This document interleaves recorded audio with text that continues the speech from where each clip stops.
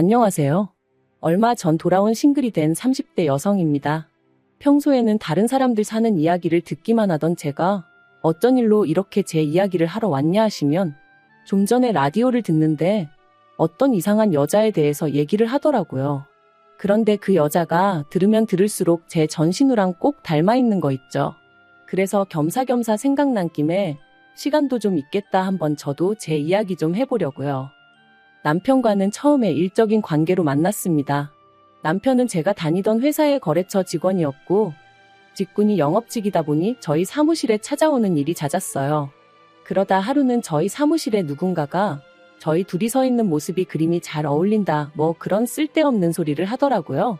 솔직히 저는 그 농담이 그렇게 유쾌하지 않았는데 정작 남편 혼자 얼굴이 벌개져서는 그리고는 무슨 바람이 불었던 건지 이후로부터 조금씩 사적인 연락을 해오기 시작했습니다. 날씨가 좋으니까 제 생각이 나네 어쩌네 좀 유치하다 싶은 그런 연락들을요. 그리고 저는 그런 연락이 처음엔 좀 성가셨던 게 사실이에요. 그런데 이것도 언젠가부터 오다 안 오면 신경 쓰이고 그렇게 되더니 결국 그렇게 연애를 시작했습니다. 남들이 듣기엔 그저 그런 이야기일지 몰라도 저는 이때만 해도 뭔가 드라마 같고 결혼 생각조차 없던 저에게 찾아온 그런 운명의 상대 같았네요. 남편 하나만 놓고 보자면 사람이 참으로 진국이다 싶었습니다. 어려서 아버님을 잃었고 이후로 혼자 되신 어머님께서 남편을 키우셨다는데 그래서인지 사람이 어려운 사람을 보면 그냥 지나치지 못했고 헛바람 든 구석 없이 성실하고 착실한 사람이었어요. 주변 사람들 말로는 책임감도 보통이 아니라고 했고 무엇보다 사람이 실없는 소리를 안 해서 좋더라고요. 그래서 가난한 시댁 상황이 마음에 걸리긴 했어도 남편감으로서 이만하면 충분하다 싶었습니다. 경제적인 부분이야 맞벌이고 하니까 충분히 극복할 수 있는 문제라고 생각했거든요. 친정부모님도 돈이란 건 있다가도 없고 없다가도 있을 수 있는 거라며 사람 됨됨이가 더 중요한 거다 하셨으니 그래서 연애 1년 만에 미래를 약속했어요. 그런데 결혼 준비가 한창 진행되던 와중 남편이 생각지도 못한 이야기를 꺼냈습니다. 저더러 합가는 어떠냐고 물었거든요. 그리고 저는 당연히 합가는 싫다고 그 자리에서 딱 잘랐어요. 물론 홀어머니인 거 뻔히 알고 있었고 그래서 세월이 흘러 언젠가 모셔야 하는 날이 오면 그때는 당연히 모실 생각이었지만 그렇다고 신혼도 없이 어머님과 함께 사는 건 생각조차 해본 적 없었으니까요. 그런데 남편이 꽤나 서운한 기색을 내비추더니 한다는 말이 어머님이 저희 결혼하는 데 있어 뭐 딱히 도와주실 형편은 안 되시고 그나마 사시는 집에 방 한 칸 남으니 거기에 들어와 살면 어떻겠냐 하셨다는 겁니다. 그리고는 남편이 덧붙이길 자기 생각에 들어가서 살면 생활비도 아끼고 뭐 돈도 좀 모을 수 있지 않겠나 싶었다는데 그 말도 좀 황당하더라고요. 일단 생활비를 아낀다는 것도 애시당초 매달 어머님한테 50만 원씩 드리고 있었는데 같이 살면 그걸 안 드릴 것도 아니고 아마 모르긴 몰라도 오히려 생활비가 더 들지도 모른다 싶었죠. 게다가 그뿐인가요? 어머님 댁에는 이미 신우도 살고 있었으니 제 입장에선 이러나 저러나 불편할 수밖에 없었는걸요. 그래서 남편에게 합가는 정말 아니다, 못한다 했습니다. 그랬더니 남편도 실은 신우가 한번 물어보라고 해서 물어본 거였다며 알겠다고 하더니 더는 말을 안 하더라고요. 그래서 합가 이야기는 그냥 그렇게 끝났다고 생각했어요. 하지만 그건 순전히 제 착각이었습니다.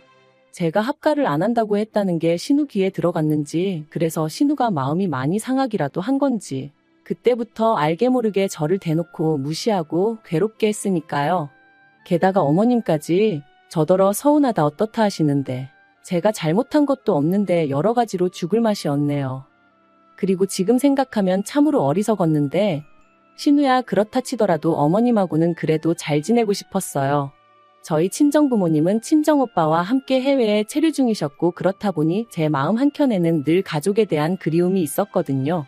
그래서 지금은 물론 시어머니는 어디까지나 시어머니고 친정어머니가 될 수 없다는 걸 알지만 그래도 그 당시에는 어머님을 친정어머니처럼 생각하고 의지하고 그렇게 지내고 싶었어요. 그래서 어떻게든 어머님과의 관계만큼은 개선하고 싶었던 거고요. 그런데 그 또한 쉽지만은 않았습니다. 바로 신우 때문에요. 시집안간 신우였지만 직장도 제대로 다니지 않는 신우였지만 그럼에도 불구하고 어찌나 공사가 다 망한지 어디 한번 제대로 어머님을 모시고 나가는 일이 없었어요. 그래서 한창 벚꽃이 날리던 봄날에 어느 날 제가 먼저 어머님께 연락을 드렸습니다. 돌아오는 주말에 꽃 구경도 하고 맛있는 것도 먹으러 가자고요. 그러자 어머님이 그거 참 좋다 하셨고 그렇게 약속을 잡았죠. 그런데 약속 당일 어머님을 모시러 시댁에 갔는데 뚱한 표정을 한 신우가 주섬주섬 어머님 뒤를 따라 나오더니 나도 가도 되지? 그러는 거예요. 좀 황당하기도 했고 그래서 안 된다고 하고 싶은 마음이 굴뚝 같았습니다만 솔직히 그 상황에서 형님은 빠지세요 할 수 있는 사람이 몇이나 되겠어요. 어머님하고 둘이서만 가고 싶어요 하자니 괜히 저만 치사스러워 보일 것 같기도 했고요. 그래서 어쩔 수 없이 네 했습니다. 그런데 차에 타는 것부터가 정말이지 별로였어요. 왜냐하면 솔직히 제가 운전을 하니 신우가 제 옆에 타고 어머님은 뒷좌석에 타시는 게 맞다고 생각했거든요. 비록 신우가 저보다 윗사람이긴 했지만 그렇다고 제가 무슨 운전기사도 아니었으니까요.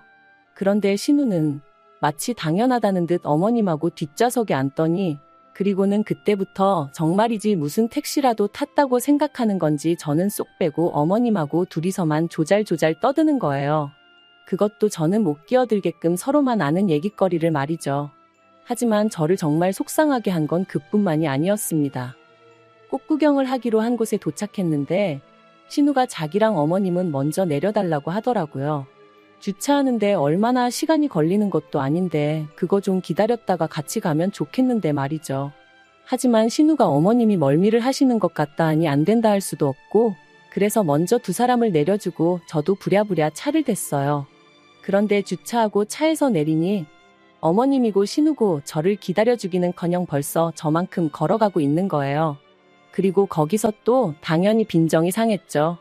이건 무슨 주인 쫓아가는 강아지도 아니고 걸음을 재촉하는 제 자신이 몹시도 싫었습니다.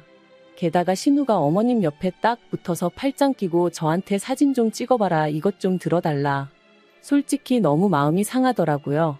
이러자고 어머님한테 오자고 한 게 아닌데.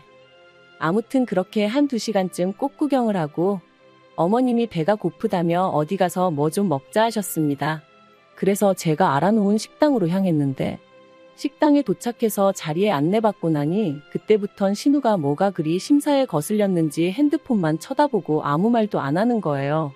그러니까 어머님도 괜히 신우 눈치를 살피시고 저는 또 그런 냉랭한 분위기가 답답해서 이런저런 말을 걸었는데 아니 몰라.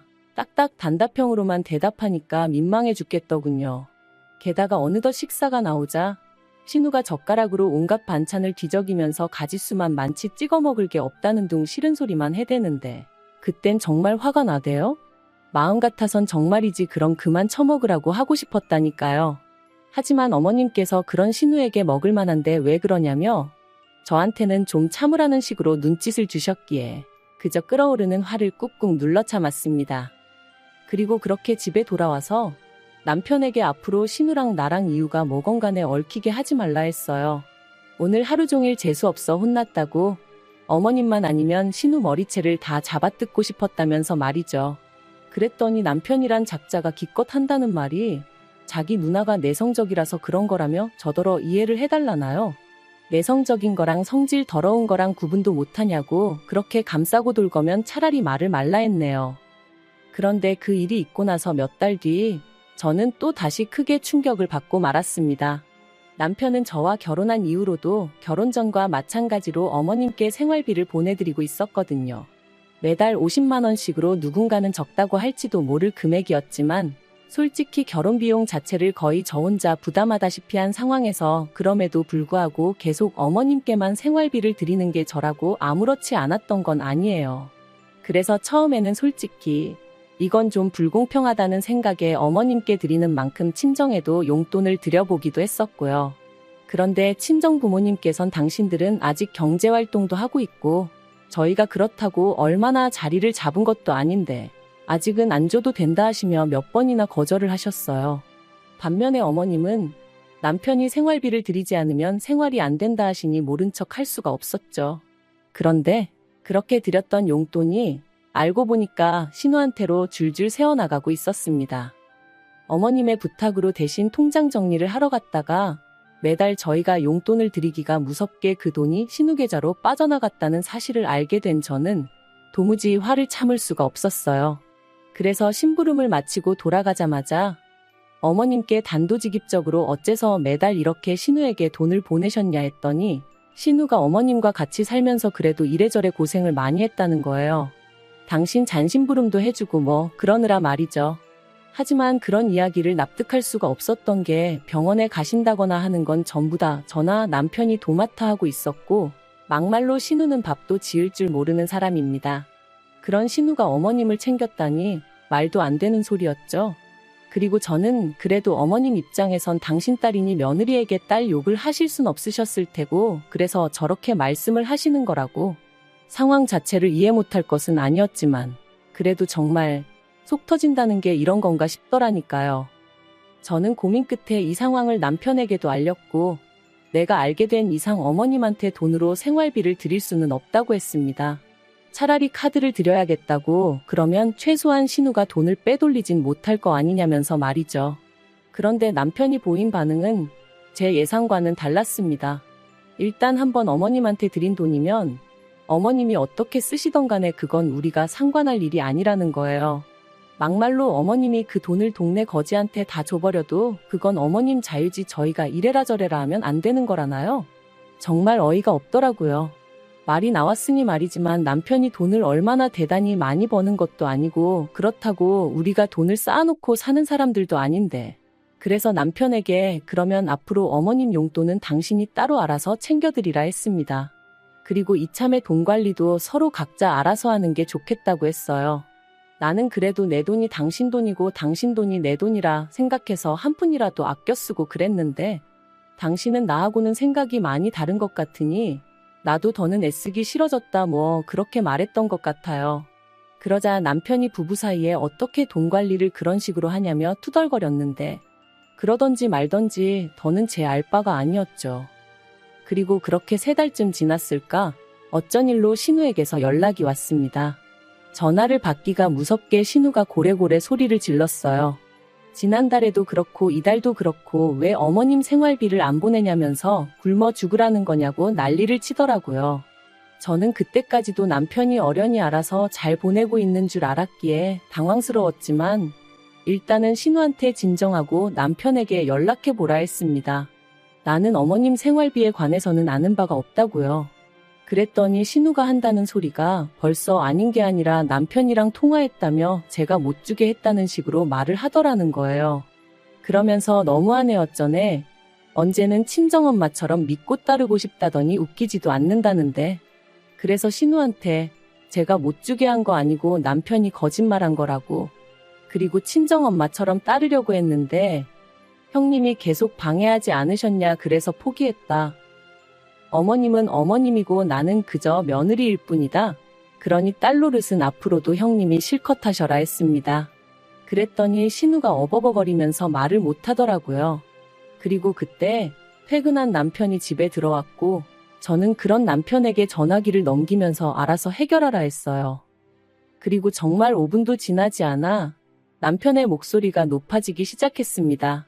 어머님이 필요하다 하시는 게 있으면 문자로 적어 보내라고 그러면 내가 시켜준다고.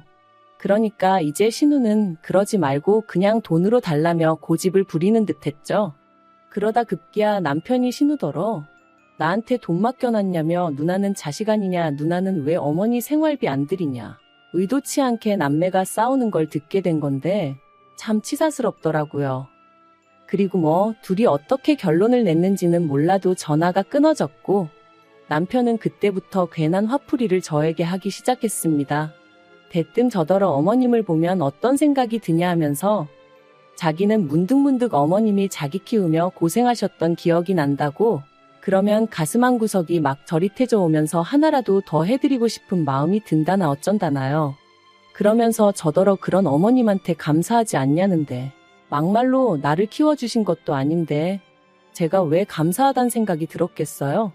어이가 없어서 그런 남편에게 나는 우리 엄마한테 감사하지 그랬네요.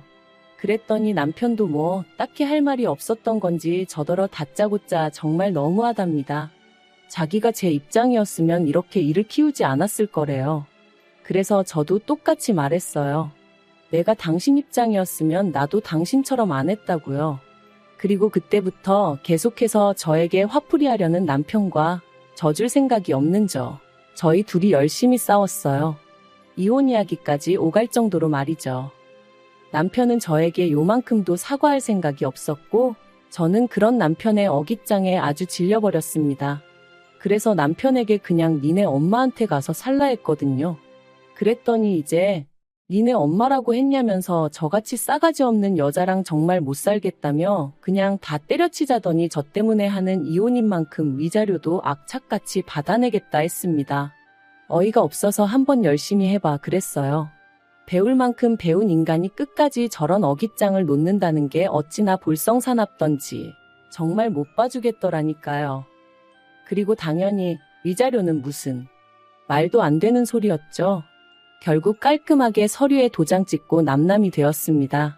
그리고 저희가 이혼한다는 이야기가 나오고 나서야 신우가 한풀 꺾여서는 결혼이 무슨 애들 장난도 아니고 부부싸움 한 번 했다고 이혼을 하냐며 마치 저를 타이르듯 들대요.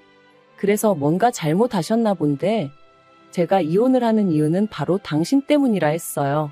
남편더러 당신하고 연 끊으라 할 수도 없고 끊어질 연도 아니니 갈라서는 거라고. 남편한테 당신만 없었어도 이런 일은 없었을 거다 했죠. 말이 좀 심했나요? 사실 어떻게든 신우 가슴을 아주 후벼 파놓고 싶었거든요. 제가 신우 때문에 이혼녀가 되는 것 같아서 너무 화가 났었으니까요. 그리고 어머님은 그냥 미안하다 하시면서 당신을 봐서라도 한 번만 참고 넘어가면 안 되겠냐 하셨는데 솔직히 남편을 사랑할 때나 어머님도 저한테 의미가 있는 분이셨지 이혼 얘기 오가는 판국에 어머님을 본다고 제 마음이 왜 달라졌겠어요? 그래서 어머님한테 앞으로 건강하시라 한마디만 하고 어머님 연락처 차단했습니다. 남편하고 신우 연락처도 남편과 완전히 남남이 되었던 그날 싹 다 지우고 차단하고 그랬네요. 지지리 궁상처럼 살게 뻔하기도 하고 그렇다고 굳이 그걸 듣고 싶지는 않았으니까요. 그리고 저요? 저는 지금 아주 잘 지냅니다. 다음 달에는 모처럼 친정 식구들도 만날 겸 나갔다 오려고요. 어떻게 끝내야 하나 싶은데 하여튼 아니다 싶은 일이나 사람이 있다면 너무 미련을 두지 마시길 바랍니다. 때로는 뭐라도 해보려고 하는 것보단 그저 그렇게 놔주는 게 더 이로일 수도 있으니까요.